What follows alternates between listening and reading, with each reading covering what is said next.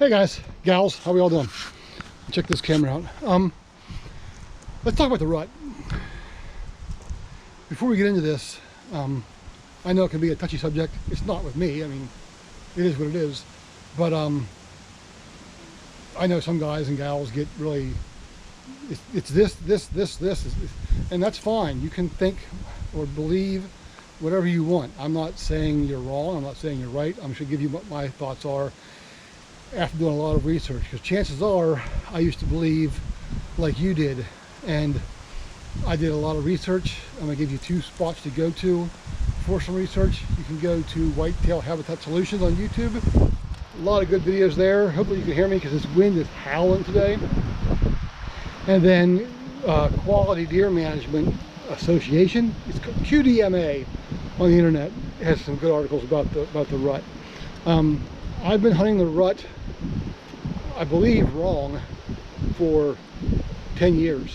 I've been hunting for over 30 years, 34 years now, 35 years, I don't know, close to 40, and never really worried about the rut. Sorry, my lips are cold because I've been out in the woods all day. It's been the last 10 years I thought about the rut. Last 5 years I've hunted the rut probably wrong. And the last 2 years, including this year, I'm doing what I think is the correct thing to do. So let me break it down for you real quick, what I've learned. The rut happens in your area the same time every year.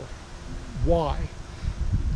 I should say just deer have a gland up by their head, up by their eye. It's the I can't remember what it's called, pre-something. You can look it up. And that gland is triggered by sunlight, or the lack of sunlight in the year. And what that does is it kicks off the rut. It kicks does into estrus, it kicks bucks into shedding their velvet, into marking signs, rubbing, scraping, all that stuff, which is part of the pre-rut. I don't want to get off topic here because I do that. This is my third take on this video. So that gland kicks them into the rut. And that happens pretty much the same time every year. And in our neck of the woods, East Coast, there's some discrepancy whether it's east to west or north to south. Somewhere in there, the lines cross with sunlight, okay? When the sun rises in the east, sets in the west, I would tend to think it goes that way, right? But north to south, the weather changes, but that really has nothing to do with the rut. So I'm more believing it's east to west with the sun. But anyways, so that gland kicks off the rut. Does start coming into estrus around the second week of November. Some will be the first week of November, depending. That's where you'll get some younger bucks bumping does and things like that. I used to hunt the rut the first week of November, which is not a bad time to be in the woods, don't get me wrong. But I think the best time for those big mature deer is going to be the second week of November, again, in our area. So that's what triggers the rut, and that's pretty much undeniable. You can't really argue with that. That's science. I mean, there's some factors, we're going to talk about it, but let's talk about the phases of the rut. So we know when the rut's going to happen. In our neck of the woods, second week of November, that's probably your 10, if you're going to scale 1 to 10. The week before, probably a 7 to an 8 with deer movement, okay? Or I should say deer movement, the rut. And that's when does go into estrus and bucks start looking for does that are ready to breed. The first phase is going to be what's called your pre-rut. I like to call it the signing phase or marking phase. That's when you're going to go out and see the buck rubs. That's when you're going to see the scrapes. Those can be done in the middle of the night. So I know plenty of times I've gone into the woods, walked to my tree stand and not seen anything. Come back the next morning, or sometimes even that evening, and there's buck rubs and scrapes, or the next morning. Usually the next morning, there's a buck rub there that wasn't there before. So that buck came through in the middle of the night, made a rub, made a scrape, end of story. Never saw him. Okay? That's your pre-rut. Does aren't in estrus yet, and that happens at the end of October. You're not going to see a lot of sign until that point on the calendar. So that's your pre-rut. Bucks are marking. They're saying, here, I'm the biggest, baddest guy out here. Here I am, get off my property. Tell the other bucks. You gotta have some light sparring, things like that. The next phase is the actual rut. And again, November is key. Anytime you can be in the woods in November is awesome. People talk about the October lull, or lull, how you want to pronounce that? I guess it's lull, where nothing's happening. Well, that's why. There's nothing happening. Deer eating, they're going to bed, they're getting up. A lot of times that happens at night, or pre-dawn, pre-dusk, or pre-dawn, post-dusk, where you're not seeing them. So the rut kicks in, and I think, again, the best time to be in the woods is the second week in November. This year, 9th through 16th. This can vary by several days, but again, remember that sunlight that they're getting doesn't change from year to year. You know, you go from 11-hour days to 10-hour days to 9-hour days of sunlight, and maybe not 9-hour days. You know what I mean?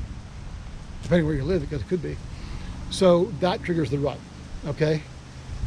Then you have what people call a secondary rut, and I'm going to throw this out there. I'm going to get some backlash if anybody sees this video. I mean, 39 subscribers, not a lot of people are going to see it right off the bat, but maybe eventually, and that's okay. I don't think there's no such thing as a secondary rut. You can't put a timetable of saying from 30 days from the beginning of the rut, you're going to have another rut. No, when a doe goes into estrus, she stays in estrus until she's bred. And people are going to say, well, a big buck might not breed her for several weeks.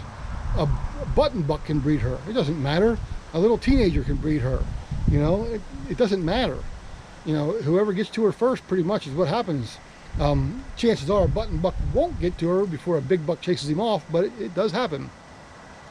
So what you're seeing with that secondary rut, so to speak, I don't even like using that term, it's just a prolonged rut, is a lot of times, yeah, it could be an older doe that hasn't been bred yet, and she's still in estrus, and she's still cycling, and she's still need to be bred. But the longer that goes, the chances of her fawn surviving go down tremendously. So what you're having happen is the yearling does, the baby, the 6-month-old, the half year old, they're going into estrus. And, excuse me while I clean something off. That really, yeah, they want to breed, they ideally want to breed in November so their babies have a chance to survive, but that's determined by their weight. They won't even be able to go to, chemically and physiologically, go into estrus until they reach a certain weight. What that weight is, I don't remember. There's a certain weight. Their body will not do that for them. So yeah, they might go into estrus in December, January, February, heck, even March it could happen. Chances of their does or their babies surviving are pretty slim, but it does happen. You know, we've all said, oh, I saw a baby the other day and it's September and it still had its spots. There you go. That's what happened there, generally. So that's your secondary rut. It's just a prolonged rut. It's just a prolonged because of the young. And if you have a lot of yearlings on your property, that's going to happen more than likely. Okay. Now, I know some of you are going to say moon phases and weather predict the rut. They influence deer activity. They don't predict the rut. Again, the rut is scientific, folks. It's predicted by the, not predicted even, it's down to where the number of daylight hours in a day. Activity, absolutely.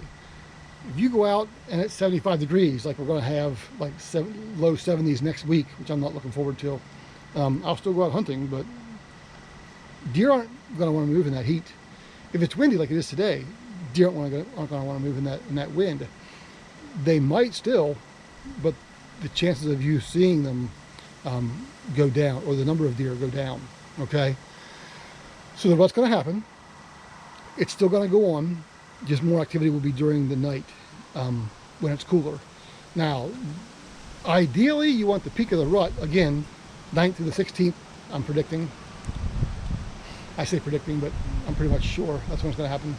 And we're going to have a cold front around that time, around the 11th. That'll be perfect, as long as the rain holds off, I hope. I have off a couple of those days, so definitely going to be in the woods. So yeah, weather weather influences their movement, does not influence their the rut. Okay, I'm trying to think of anything else I missed. I want to talk to you guys about. So recap: 2 good places to go to. Trust me, there's a lot out there you can read and watch. YouTube is Whitetail Habitat Solutions. His name is Jeff. He's probably my age, maybe a little older, real short haircut. Can't miss him. Whitetail Habitat Solutions. Lots of articles or videos about the rut. He'll talk to you. And then QDMA is a good article to read about the rut. And again, there's a bunch. There was another guy I watched who, 40 years hunting like me, but he also raised deer for 20 years. And he said in those 20 years, he only ever saw 1 doe get bred in October. The rest of them were the first 2 weeks, 3 weeks of November and on, But the most activity he saw in his pens and his captivity bred deer was the first 2 weeks of November. So that just backs up what I'm saying. And he never saw any activity in October of rutting, the hard rut, until later November, like first 2 weeks, not in October. Go back to that October lull again. So there's that. So yeah, don't believe me? That's okay too. I've done my research both in the field and online and in books. This is what I believe, this is what I think. So time will tell with this hunting season. Had a nice buck come in the other night. He made a scrape. So finally, let's talk about when to hunt the rut. Really, anytime you're in the woods is going to be good, but I would think the best time would be morning and stay later. If you can sit out there until 10 o'clock, great.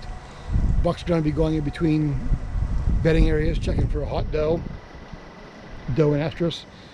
He'll be checking this bedding area, we'll be checking that bedding area. So I have a stand up here in between 2 bedding areas. Excuse me. I have another stand on the far side of a bedding area, and I haven't hunted those stands yet. I'm not going to touch those until the rut. I've gone in and checked for sign and stuff, but I won't sit there for a while.